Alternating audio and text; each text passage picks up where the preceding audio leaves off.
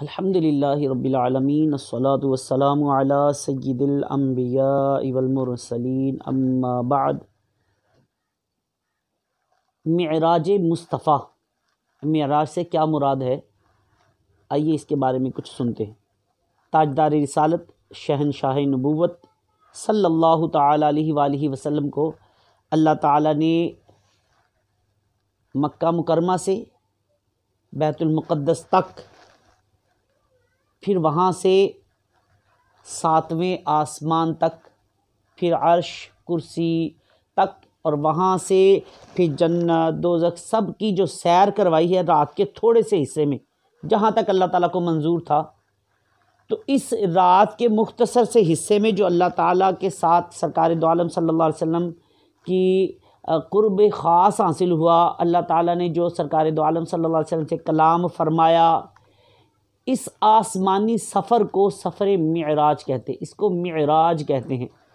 اور یہ معراج جو ہے سرکار دو عالم صلی اللہ علیہ وسلم کو رجب کی 27ویں جو شب ہے اس میں آپ کو معراج کروائی گئی، یعنی کہ سیر کروائی گئی مسجد حرام سے مسجد اقصیٰ تک، تو اس کے بعد پھر اوپر آسمانوں تک کی سیر کروائی گئی۔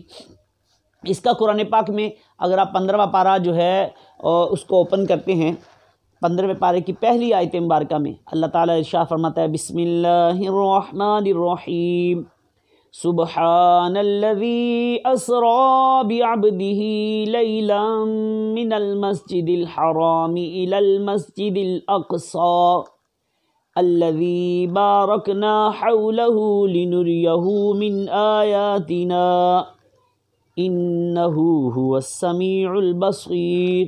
تو اس آیت مبارکہ میں یہ مسجد حرام سے مسجد اقصیٰ تک کا ذکر موجود ہے۔ تو سفر معراج میں پیارے آقا صلی اللہ علیہ وسلم نے تمام کچھ دیکھا، عرش، کرسی، لوح محفوظ، جنت، دوزخ وغیرہ۔ تو یہ جو ساری چیزیں ہیں ان کو دیکھنا اور رات کے کچھ مختصر حصے میں آپ کا دیکھنا، اس کو سفر معراج کہتے ہیں۔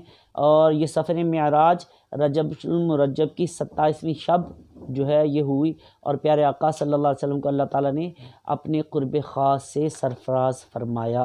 اللہ تعالیٰ ہمیں پیارے آقا صلی اللہ علیہ وسلم کے سفر معراج کے صدقے محبت مصطفیٰ نصیب فرمائے، آمین، بجاہ النبی الامین صلی اللہ علیہ وسلم۔